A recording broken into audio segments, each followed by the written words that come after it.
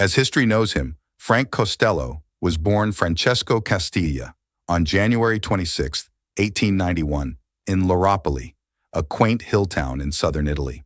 His childhood wasn't glamorous. Born into a humble family, his father, Don Luigi, was a struggling farmer in a region burdened by poverty. Life for the Castiglia family was often a struggle to secure even the most basic essentials. Francesco was the sixth of 7 children in his large family. His mother, Maria, occasionally worked as a midwife in their pursuit of making ends meet, while he had 4 older sisters and a brother, Eduardo, who joined him in lending a hand on the farm rather than in school. Across Calabria, poverty was a pervasive reality during an era of immense change. Families struggled to survive on meager resources, echoing the plight of countless other households throughout Italy. As Europe grappled with mass migration to the New World, Italy's population soared with the advent of modern medicine and other groundbreaking advancements. Inspired by these changes, millions of Italians embarked on a journey to the Americas. From 1861, when Italy unified, to the outbreak of World War I in 1914, an estimated 15 million Italians left their ancestral land. For families like the Castiglias, the birth of their 6th child became the catalyst for their departure in 1893. Like many others, they did not all leave at once, but gradually migrated to foreign shores. You are watching a video on the channel Biography Journey. If you like this video, please give me a like and a share to help us reach 100,000 subscriptions. Thank you very much. In the late 19th century, Luigi left his wife and children in Italy to seek opportunities in America. After 2 grueling years, he saved enough money to bring his wife and 2 daughters to New York. The reunited family settled in a dilapidated tenement in Harlem, then a thriving Italian enclave. Luigi opened a small grocery store to make ends meet. His sons Francesco and Eduardo often resorted to shoplifting to supplement their meager diet. Francesco hated when anyone took food from his plate, a painful reminder of his deprived childhood. He also started school late due to his limited English. As students, Francesco and Eduardo frequently skipped classes to organize gambling games. Francesco grew to despise his family's poverty, later confessing to a psychiatrist his hatred for his father's acceptance of their dire circumstances. Meanwhile, criminal organizations like the Sicilian Mafia and Calabrian 'Ndrangheta were establishing themselves in America, controlling lucrative smuggling routes. For Francesco, these groups offered an escape from his impoverished life. The hardships of his early years would forge an ambitious man willing to do whatever it took to succeed. In the intricate tapestry of New York City's criminal history, Frank Costello's story emerges as a captivating narrative of ambition, resilience, and adaptability. As the 19th century gave way to the 20th, the landscape of organized crime in America was undergoing a transformation. While Irish gangs had long held sway over many urban centers, the rise of Italian criminals was reshaping the underworld, with Frank, formerly known as Francesco, poised to make his mark. Frank's entry into the world of crime was gradual, reflecting a common trajectory among those who would later become infamous figures in the annals of the Italian Mafia. His early forays into illicit activities, from petty theft to more daring exploits, mirrored the struggles and aspirations of many immigrants seeking their place in the burgeoning metropolis of New York. Leaving behind a brief stint at a piano factory, Frank's ventures into vending machine theft and other criminal pursuits hinted at a restless spirit yearning for more than mundane labor. His brushes with the law, including arrests for robbery in 1908 and 1912, showcased a daring yet elusive figure who seemed to defy consequences with a blend of luck and cunning. By the mid-1910s, Frank had solidified his criminal persona, adopting the moniker Castello or Costello as a symbol of his evolving identity.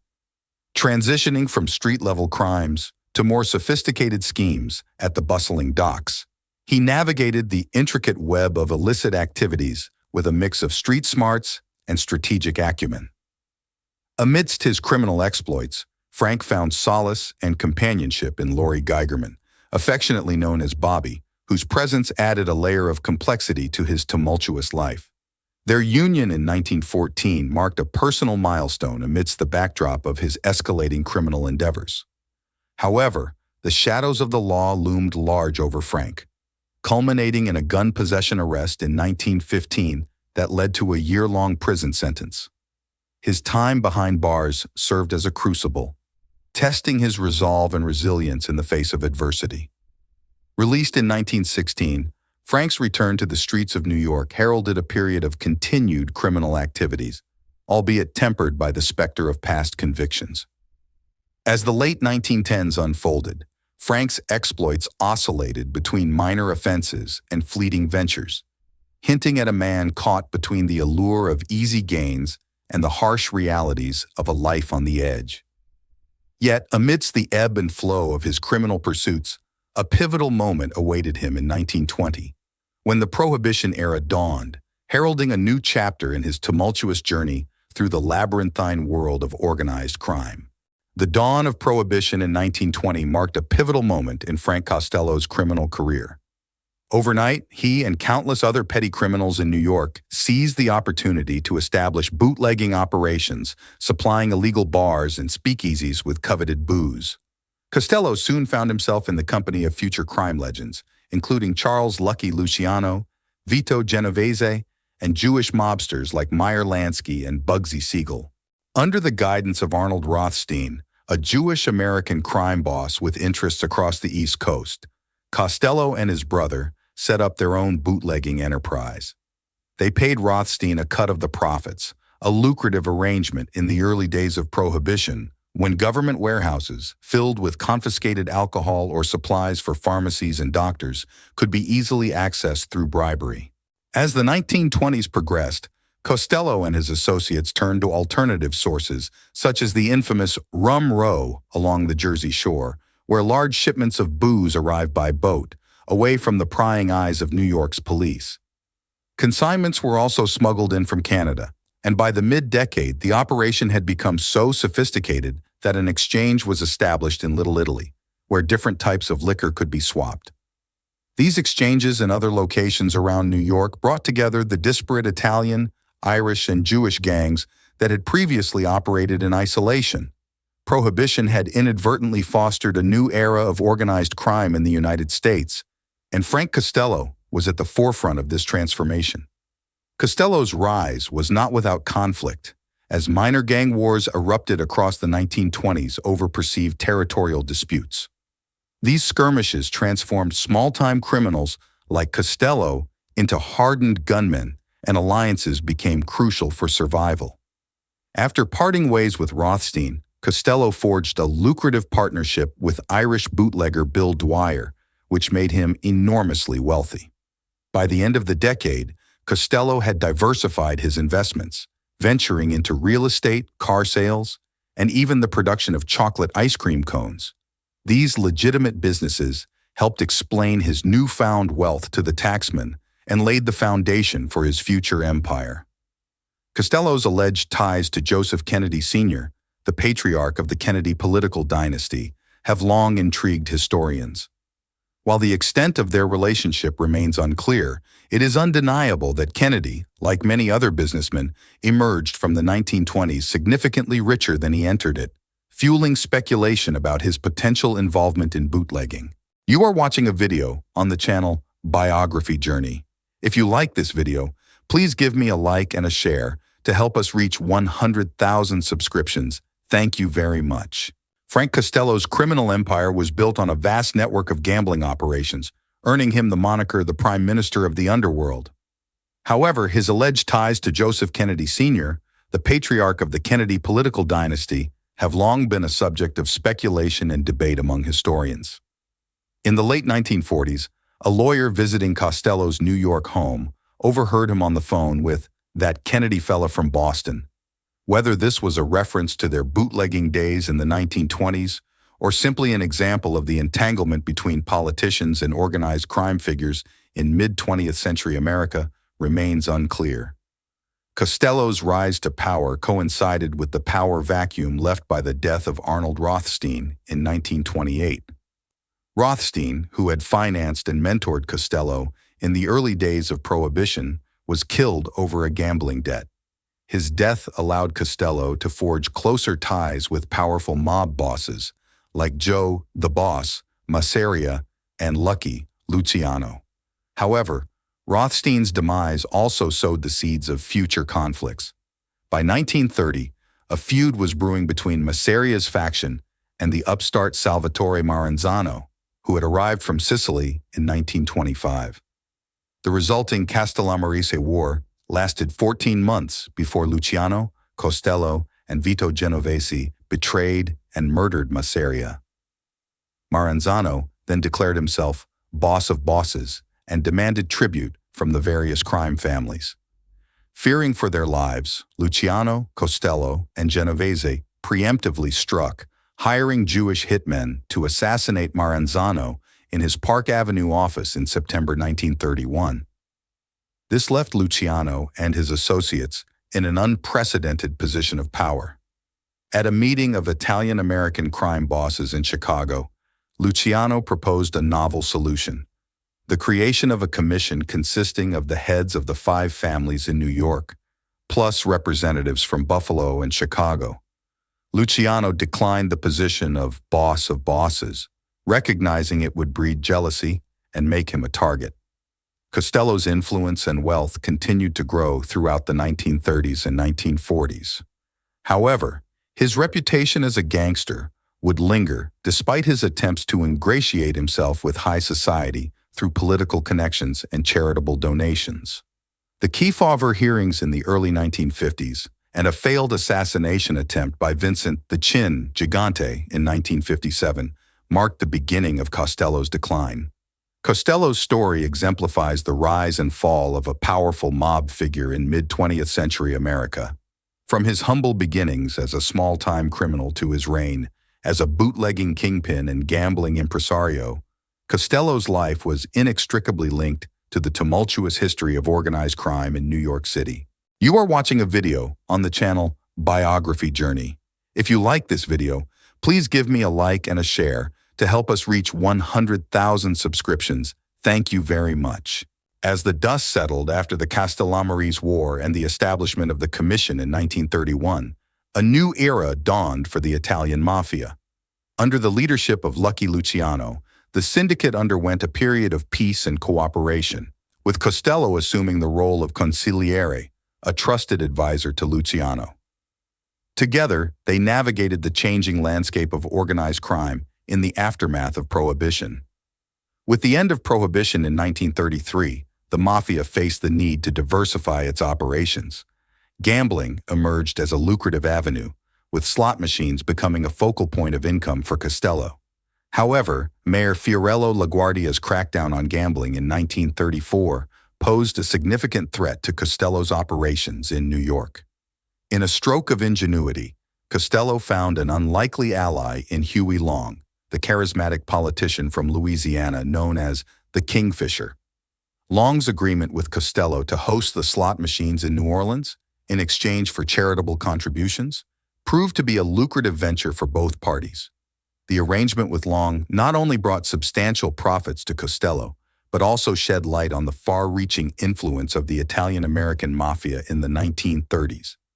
Despite the success of the slot machine business in New Orleans, Long's controversial reputation and subsequent assassination underscored the risks associated with such partnerships. Following his strategic move into the Luciano crime family, Costello faced a pivotal moment in 1936 when Thomas Dewey's crackdown on criminal activities targeted Luciano. With Luciano's conviction and imprisonment, Costello found himself thrust into the role of acting boss of the Luciano crime family in 1937. Costello's ascent to power marked a departure from the traditional mobster archetype of the early 20th century. Evolving from his humble beginnings as a street hoodlum, Costello emerged as a shrewd businessman, bringing a new approach to the Italian-American mobsters of his time. His ability to adapt to changing circumstances and forge strategic alliances set him apart as a formidable figure in the complex world of organized crime. Frank Costello, the notorious Italian-American mobster, defied the conventional wisdom of organized crime by advocating for a quiet and discreet approach to business. Unlike his contemporaries, he shunned violence and instead focused on cultivating political connections with Tammany Hall, the powerful political machine that had dominated New York politics since the mid-19th century. Costello's tenure as acting head of the Luciano crime family was marked by his efforts to maintain a low profile, even going so far as to ban his underlings from selling narcotics in the late 1940s. This decision was motivated by his concern that such activities would attract unwanted governmental and police scrutiny. However, his leadership was not without its challenges. His second-in-command, Willie Moretti, began to pose a problem due to his advanced syphilis, which eventually led to his downfall. Moretti's actions became increasingly erratic, and he was ultimately killed to prevent him from revealing sensitive information to the authorities. The global events of the 1940s presented a unique set of circumstances for the Italian Mafia. The Japanese invasion of eastern China disrupted the traditional opium trade routes, leading to the development of new routes, including the French Connection. Costello played a key role in overseeing this transition. The outbreak of World War II in 1939 further complicated matters. The United States' entry into the conflict in 1941 led to a shift in focus, with the government seeking to defeat the Germans before turning its attention to the war in the Pacific. As the Allies prepared to invade Sicily and southern Italy, the U.S. government recognized the potential value of the Italian Mafia in aiding their efforts. Operation Underworld, which commenced in 1942, saw the Italian-American Mafia, including Costello, Luciano, and Genovese, cooperating with the government. Luciano, in particular, was instrumental in establishing ties with the Sicilian Mafia, which facilitated the swift conquest of Sicily in the summer of 1943. Costello, meanwhile, focused on supporting the administration in New York, where he helped manage labor unions and the port to prevent disruptions and espionage. The arrangement involved Costello regularly visiting Luciano in prison, where they would discuss information that Luciano would then pass on to federal agents. The significance of this information remains a matter of debate, but it was deemed important enough to secure Luciano's early release from prison at the end of the war, on the condition that he be deported back to Italy. In February 1946, Mafia boss Vito Genovese was released from an American prison after serving just 9 years of a possible 30-50-year sentence. Despite his escape, Costello remained in charge of the Luciano crime family. While World War II was ending in Europe, Genovese learned he would be prosecuted in New York for ordering the murder of a rival in 1934. He quickly undermined the case by ensuring key witnesses were silenced. Luciano's release created a dilemma for Costello, who'd been leading the family for nearly a decade. With Luciano back in Italy, there was debate about who should be in charge. However, Costello defied this and retained control. After Costello welcomed Genovese back to the U.S. in 1946, a fierce rivalry for power emerged between them and the New York Mafia. Luciano, deported to Italy and later escaping to Cuba, convened a meeting of prominent mob bosses in Havana to discuss their interests in gambling and other illegal ventures. In December 1946, Luciano met with his associates in Havana to discuss Cosa Nostra business and their dealings in the U.S. and Cuba.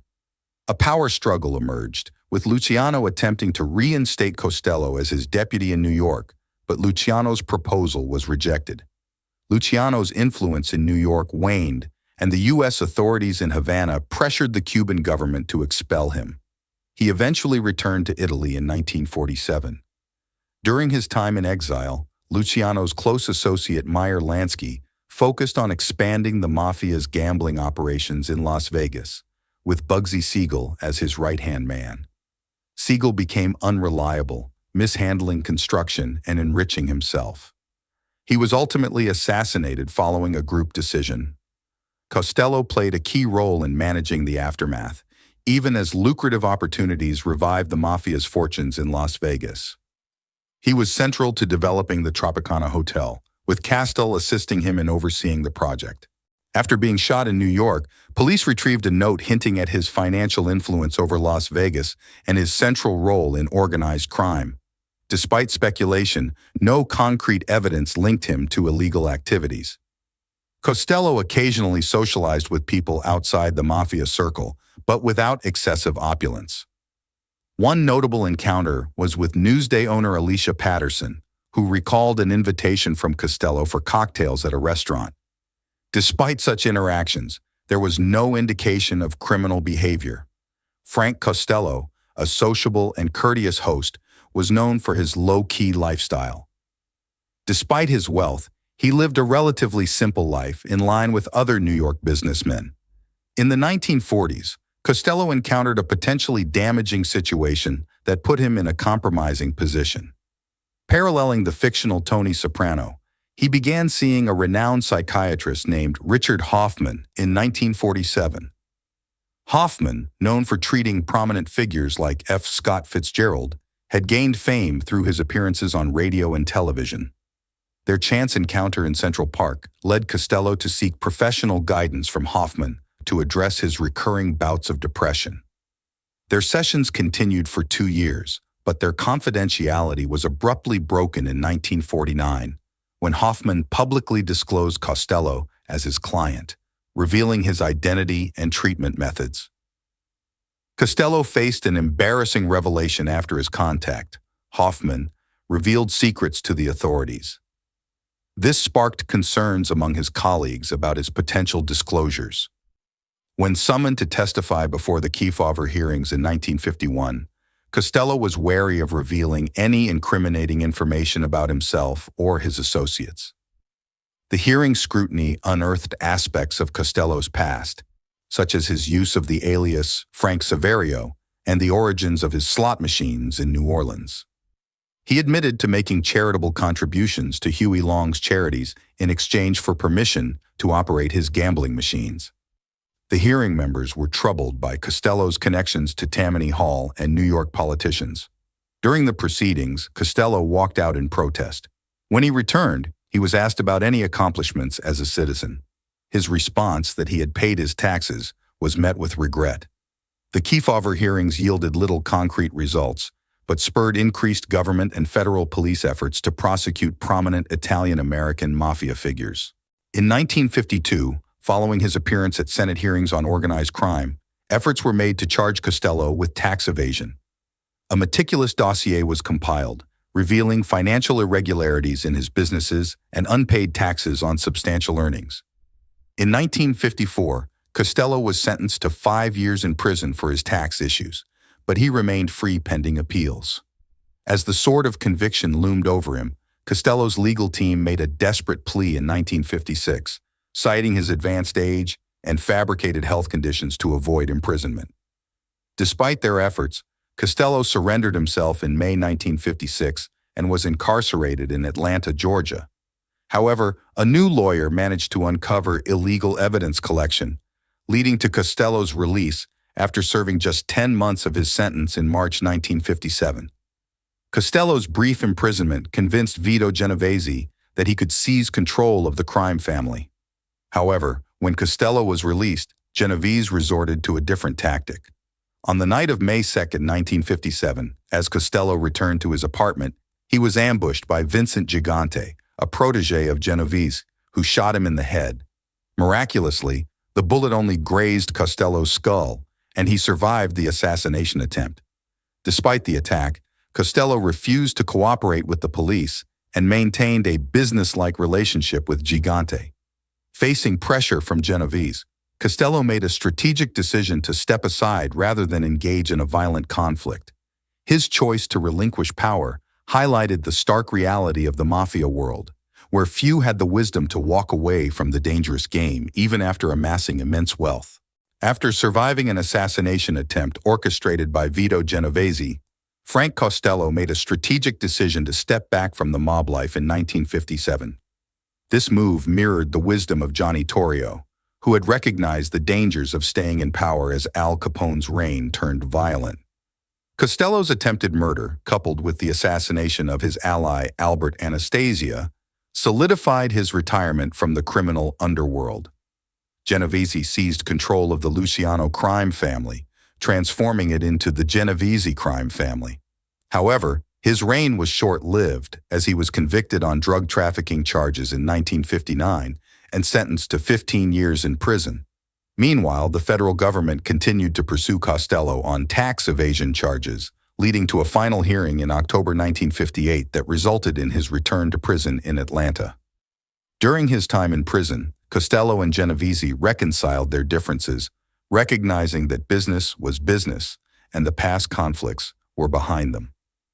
Costello's release in the early summer of 1961 marked the end of his prison term and a return to a more routine life.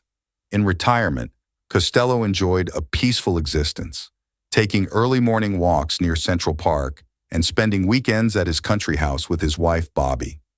He tended to his garden and maintained a generous lifestyle, known for tipping waitstaff generously with $50 and $100 bills. Despite his past involvement in organized crime, Costello had transitioned into a quiet retirement, distancing himself from his former life. When called to testify about gambling in 1970, he cooperated openly, reflecting a departure from his previous secretive dealings. Tragically, on February 7, 1973, Costello suffered a heart attack at home, leading to his hospitalization. While initially believed to be stable, he experienced another fatal heart attack on February 18, 1973. His passing marked the end of an era, with the New York Times honoring him as the Prime Minister of the Underworld. Costello's modest funeral, attended by a select few, reflected his desire to leave behind the notoriety of his criminal past. You are watching a video on the channel Biography Journey. If you like this video, please give me a like and a share to help us reach 100,000 subscriptions. Thank you very much.